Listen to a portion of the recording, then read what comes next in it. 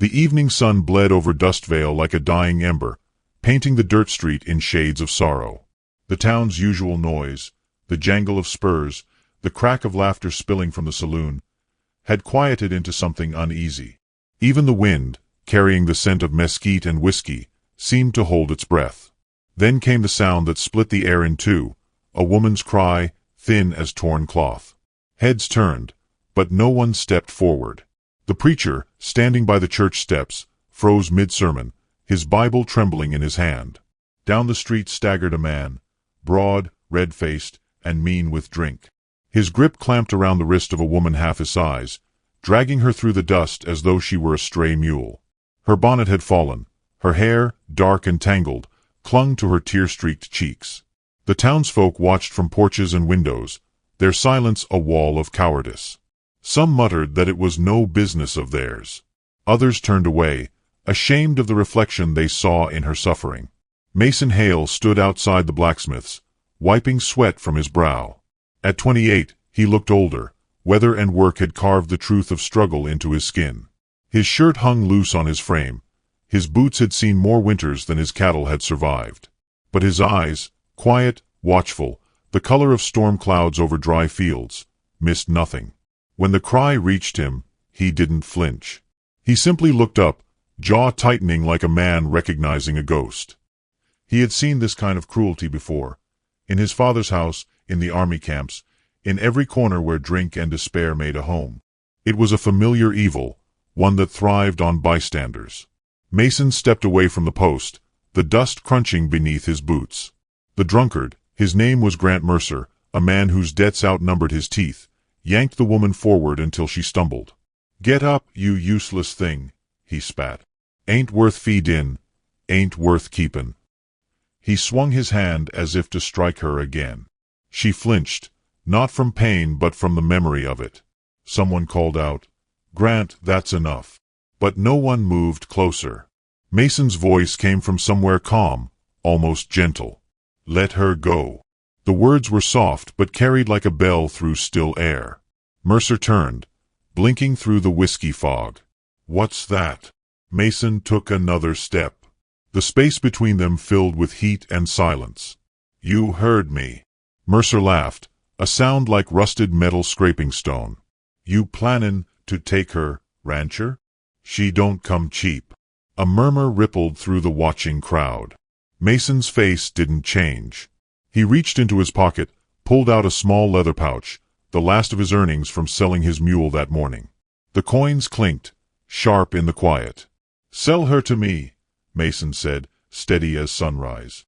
"I want a wife, not a slave." The street went still. Even the saloon doors stopped swinging. The woman lifted her head. Her eyes, swollen and red, met his. For a heartbeat, the world seemed to narrow to that single line between them, the one he had drawn in the dust against cruelty. Mercer squinted, mocking. "You serious, Hale? You ain't even got a proper roof on that shack you call a home." "I got walls enough to keep her safe," Mason answered. The preacher took a hesitant step forward. "Son," he began, "this ain't the Lord's way." Mason turned his gaze to him, calm but unbending. "Then maybe the Lord's tired of watchin' men treat women worse than cattle." A child tugged at her mother's sleeve on the boardwalk. "Mama, is he gonna marry her?" the girl whispered. Her mother hushed her quick. Mercer snorted. "You're a fool." But he was already counting the coins with shaking fingers. He shoved the pouch into his coat and staggered off, muttering curses. The woman stood there, her wrist raw, her breath uneven. Mason stepped closer, not touching her. "You'll come with me," he said quietly. "Ain't much of a place, but no one'll raise a hand there." She stared at him, disbelief mixing with fear. "You don't even know me." He nodded once. "Don't need to. I just know what you ain't, property." The preacher closed his Bible, his voice a whisper now. "The Lord works in ways we don't expect." As the woman followed Mason to his wagon, the crowd slowly scattered, leaving only dust and the echo of his words behind. The sun slipped lower, the street fading to gold. And from the far end of town, The church bell tolled once, soft, uncertain, as if even heaven didn't know whether to mourn or begin again. Dust Vale held its breath long after the drunk was gone, as if the earth itself feared to move. The woman still stood in the middle of the street, the imprint of Mercer's grip darkening her wrist. The sun had sunk lower now, spilling its last light over her torn shawl and the coins glittering in the dust between her and Mason Hale. The deal had been spoken aloud, but nothing yet felt real. Not to her, not to the people who watched from doorways, and not to the man who had just spent the last of his coin on a stranger. Mason stooped slowly, gathering the scattered silver as though each piece might burn him. His fingers trembled, not from regret, but from the weight of what he'd done. Behind him, someone whispered, "Man's lost his mind," and another voice answered, "Maybe he's found his soul." The words tangled with the wind and were carried off down the empty street. The woman didn't speak. She only stood, barefoot now, her eyes tracing the horizon as if it offered a way out. Mason looked at her, not with pity, but with quiet steadiness, like a man studying whether he could neither stop nor fear. He reached for his hat, brushed the dust from it, and offered it to her. "Sun's still strong," he said softly. She hesitated, then took it. From across the way, the preacher approached, his steps slow, his face torn between duty and something deeper. "You've made a spectacle, Hale," he said, his tone both weary and sad. "This town don't take kindly to strange bargains." Mason met his eyes. Then it's time Dust Vale learned the worth of kindness. The preacher exhaled through his nose, looking at the woman, young, bruised, trying to hold what little dignity she had left. "She'll be judged for this," he murmured. "You both will." "Then we'll live with it," Mason replied. "Better that than leavin' her to die by inches." A single crow called from the church roof, its cry thin against the widening sky. The preacher turned away, whispering a verse that only Mason caught. "He that is without sin among you, let him first cast a stone." Mason walked toward his wagon, the woman following a step behind. The creak of the wheels broke the silence as he climbed up and offered his hand. She didn't take it. Instead, she pulled herself up, her jaw set tight. She sat far to one side, her body rigid, her eyes never leaving the road ahead. As they rolled out of town, the street emptied of faces, shutters closing one by one. But one window stayed open, a little girl's face pressed against the glass, watching them leave. The woman caught sight of her, and for a moment, her expression softened, as if she remembered what it was to be small and helpless under the weight of others' choices. Mason's farm lay 3 miles out, past the dry riverbed and the broken fence line where wildflowers dared to bloom. He guided the mule in silence, letting the rhythm of the wheels speak what words could not. Once, he glanced sideways. "You got a name?"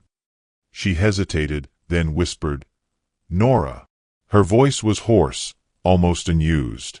"Well, Nora," he said after a pause, "you're safe now. That's all that matters tonight." Her eyes flicked toward him, cautious, doubtful. "Safe," she repeated, the word fragile on her tongue. "You don't know what that costs." "I reckon I do," he said, his gaze fixed on the dark line of his ranch ahead. "I paid for it." The road wound through open land, where the grass bowed in the wind like a prayer. As dusk deepened, the stars began to pierce the sky, small, defiant lights refusing to be swallowed. Mason saw her glance upward once, her face softening beneath his hat. When they reached his cabin, the air smelled of pine and cold earth. Mason climbed down, unhitched the mule, and gestured toward the door. "Ain't much," he said quietly, "but it's dry, and you'll sleep without fear." Nora stood still beside the wagon, her bare toes curling in the dirt. She looked at the house, then at him. "Why'd you do it?" she asked finally. "You don't even know me." Mason took a breath, his voice low and steady. "Didn't need to. I just knew the look of someone who's been hurt too long." A faint breeze stirred her hair. She turned toward the door but didn't move. The last light of day brushed her face, softening the bruises, catching in her eyes that now held the first flicker of something fragile and alive. Behind them, far down the road, the town bell tolled once more, its echo faint but lingering. Nora turned her head slightly, listening. "That for us?" she asked. Mason looked toward Dust Vale, where the last bit of sunlight was dying behind the steeple. "No," he said quietly. "That's for them, for what they lost and don't know it yet." And as the shadow swallowed the road behind them, the two figures stood at the edge of something neither could yet name, a deal signed not in ink or promise, but in dust and defiance.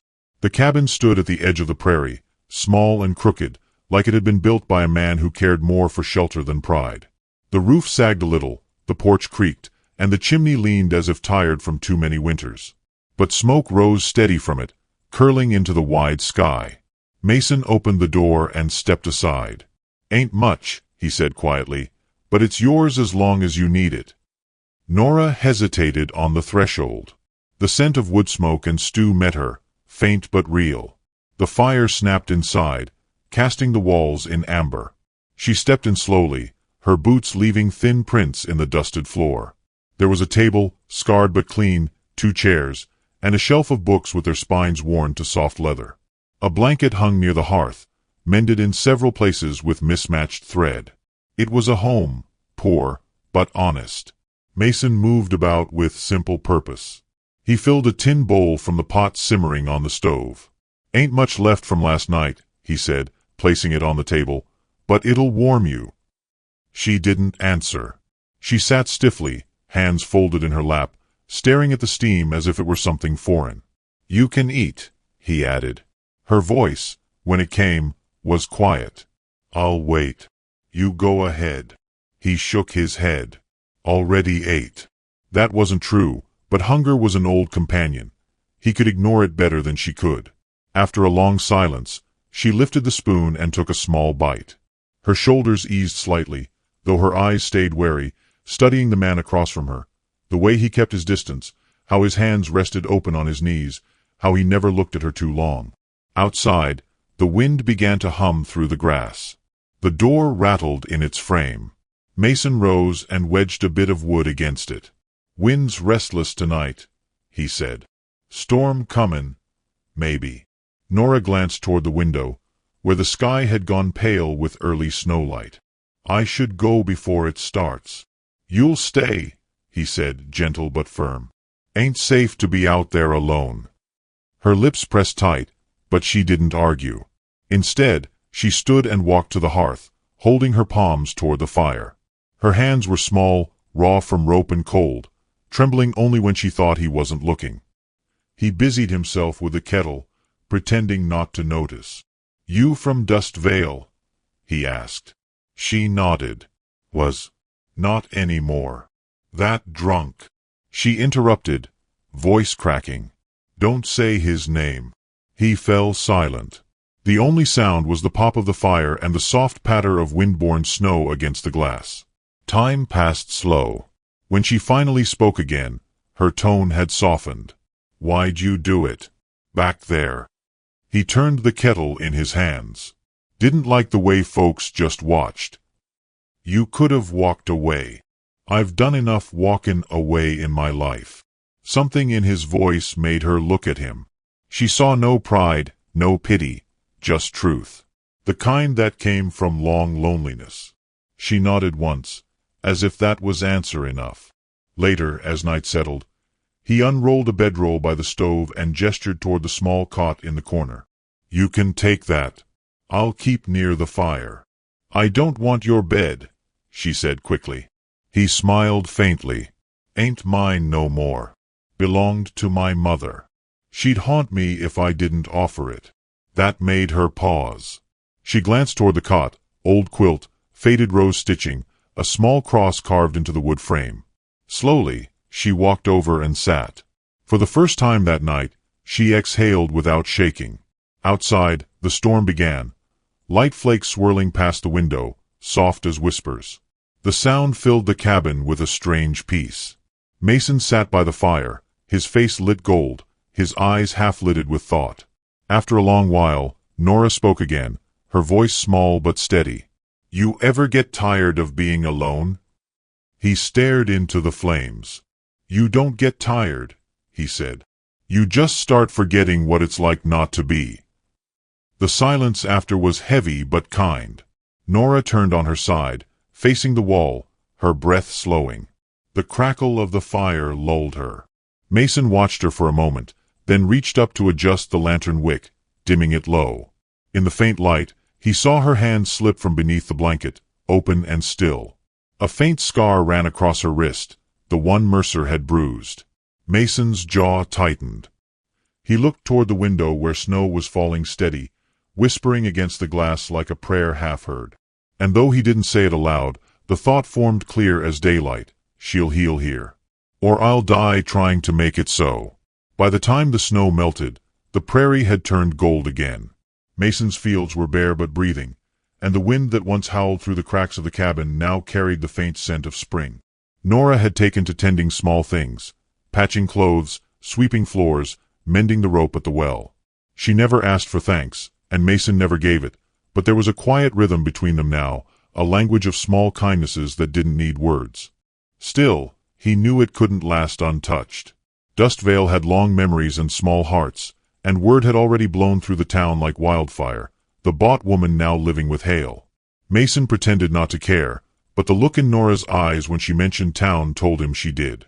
"We'll need flour soon," she said one morning, her tone carefully steady. "I can go alone." "You won't," Mason said, pulling on his coat. "Let them talk if they must. We need the flour." The wagon creaked down the familiar road, the town steeple rising like a crooked finger ahead. Nora sat beside him, her hands folded tight, her face half hidden beneath a worn bonnet. Mason could feel the tension in her. Every turn of the wheel wound her tighter. When they reached the main street, conversation stilled. Men on porches stopped mid-spit, women paused mid-whisper. The piano in the saloon even fell quiet. Dustvale had always been loud in its silence. They walked into the general store together. The smell of coffee and soap filled the air. The storekeeper, Amos Dillard, froze behind the counter, eyes flicking between Mason and Nora. "Didn't expect to see you two in town," he said, forcing a thin smile. "Need flour, salt, and nails," Mason said. Amos hesitated. "You sure you can pay? Heard you traded near everything you owned for." His gaze darted to Nora. He didn't finish the sentence. Mason reached into his pocket, laying down coins one by one. The sound of metal on wood was louder than the room itself. "Payment's here," he said. "Take it or don't." For a moment, Amos looked like he might refuse. Then his wife, standing in the back, spoke softly. "Let them buy, Amos. The Lord don't turn away the hungry." Mason met her eyes and nodded once. Nora whispered a quiet thank you, but the woman only smiled sadly, as though kindness was a dangerous thing to hand out in Dustvale. As they left the store, a voice called from across the street. "That her, Hale? The one you bought?" It was Mercer, half sober and leaning against the saloon post, bitterness eating what little man he had left. The town turned toward him like wheat bending to wind. Mason didn't stop walking. Mercer pushed away from the post, following them into the road. "You think you can buy decency, Hale? Think you can turn filth into a wife?" His words hung thick and venomous. Nora froze. The color drained from her face. Mason stopped then, slow and deliberate, and turned. His voice came low, calm as thunder before it breaks. "You're drunk, Mercer. Go home." Mercer spat in the dirt. "You ain't no better than me. You just paid your shame in silver instead of whiskey." For a moment, Mason said nothing. Then he took a step closer, eyes steady, voice quiet enough that only those near could hear. "Difference is, I know what I paid for, and I don't regret it." Mercer sneered, but before he could speak again, the preacher's voice rose from the church steps. "Enough." His Bible was open in his hands, though his voice trembled. "This town's been weighed down by its own pride long enough." The crowd shifted uneasily. The preacher's gaze found Nora. "Child, no sin clings to a soul that's been shown mercy." Then, softer to Mason, "You walk your road in peace, son. God knows the truth, even when men don't." Mason tipped his hat. "That's all I need, Reverend." He took Nora's hand, not for show, but because she was shaking, and led her to the wagon. The crowd parted. Some turned away in shame, others in scorn. But one small boy near the edge of the boardwalk raised his hand and waved. Nora saw him and, for the first time since arriving in Dust Vale, smiled without fear.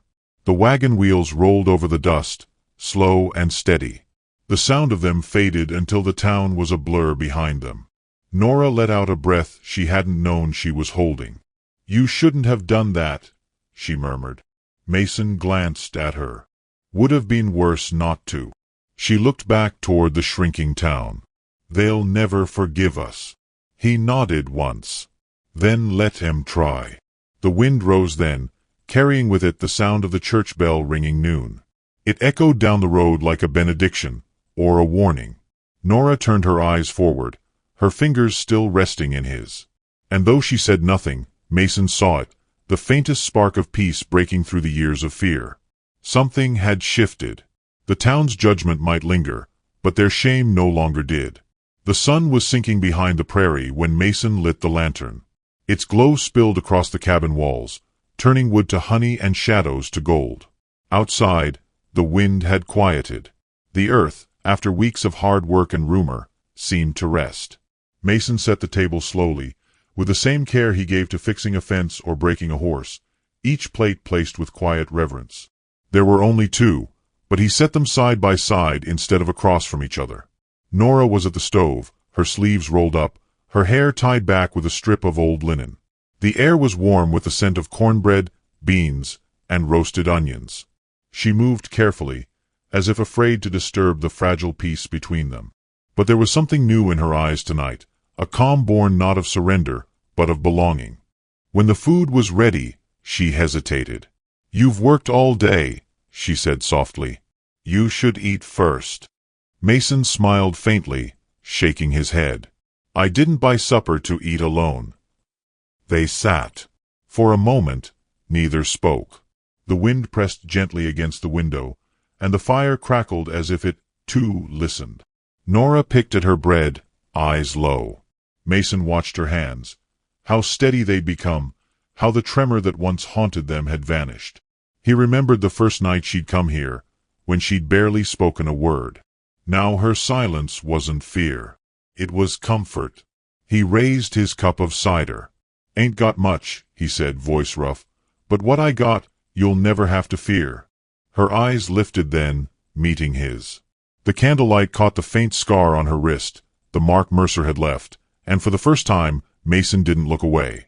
She followed his gaze, then turned her hand palm up on the table. "You didn't buy me," she said, barely above a whisper. "You freed me." The words settled between them like a prayer. Mason wanted to answer, but his throat closed around the weight of it. He only nodded once, slow and sure. Outside, the night deepened. Crickets began their soft chorus. Somewhere far off, thunder rumbled, gentle, not threatening, the sound of rain wanting to return to dry ground.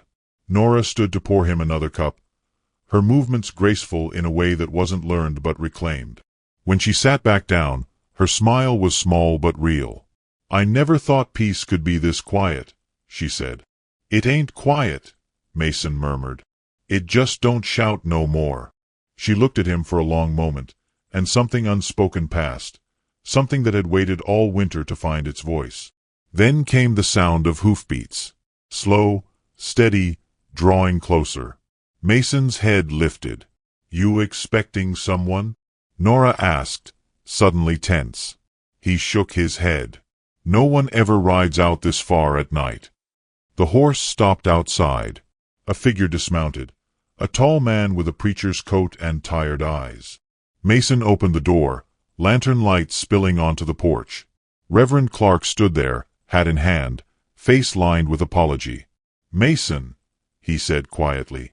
"Evenin', ma'am." Nora stood near the table, wary. Mason nodded. "Reverend, what brings you this way?" The preacher stepped forward, boots wet with dew. "Word gets around. Folks in town been talkin' again. Some say sin's set up house on your land. Others say grace finally has." He paused, eyes gentle. "I came to see which it was." Mason met his gaze evenly. "And what do you see?" The Reverend looked past him. At the table set for two, the fire, the smell of warm bread, the woman standing straight but unafraid. He swallowed hard. Maybe God's love don't always come in Sunday clothes. For a moment, no one spoke. Then he removed a small wooden cross from his pocket and placed it on the table. "For your home," he said. "If folks can't bless it, I will." Nora's eyes shimmered. "Thank you, Reverend." He nodded once, then turned to go. Before mounting his horse, he said over his shoulder, "You've done more good here than half that town's sermons." Then he was gone, swallowed by the dark. Mason closed the door gently, as if sealing the world out. When he turned back, Nora was still standing by the table, fingers brushing the little cross. "You think they'll ever stop talking?" she asked. "Maybe," he said. "Or maybe it won't matter anymore." She smiled faintly, sitting back down. "Maybe not." They ate again, slower this time, savoring each bite. The air inside the cabin felt different now, lighter, as though the walls themselves had exhaled. Mason glanced toward her and found her watching him, not with fear or gratitude, but something deeper. "You ever think about leaving Dust Vale?" she asked. He considered it. "Used to. Not anymore. There's still good soil here. Just needs tending." Her gaze softened. "And people too, I suppose." He nodded. "People too." The fire had burned low, the lantern's light dimming to amber. Nora rose and began clearing the table. Mason stood beside her, taking plates from her hands, their fingers brushing once, twice, lingering a little longer each time.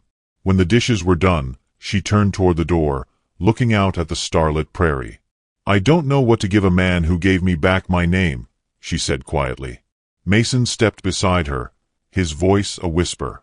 "Just stay." Outside, the wind stirred the grass, carrying the faint scent of rain and wildflowers. The night held them in its calm, the world balanced between endings and beginnings. Nora leaned her head lightly against his shoulder. "Then I'll stay," she said. He looked down at her, the corner of his mouth lifting. "That's enough." The fire crackled once more, and the lantern flickered as if agreeing. It wasn't a mansion, or a promise made loud. It was cornbread on a wooden table, a soft voice in the dark, and the way she looked at him when she thought he wasn't watching. And maybe that's how homes are built out here, one small kindness at a time, under the same sky that saw it all. Which city are you watching our video from? Please leave a comment. Please subscribe to the channel as well. Thank you.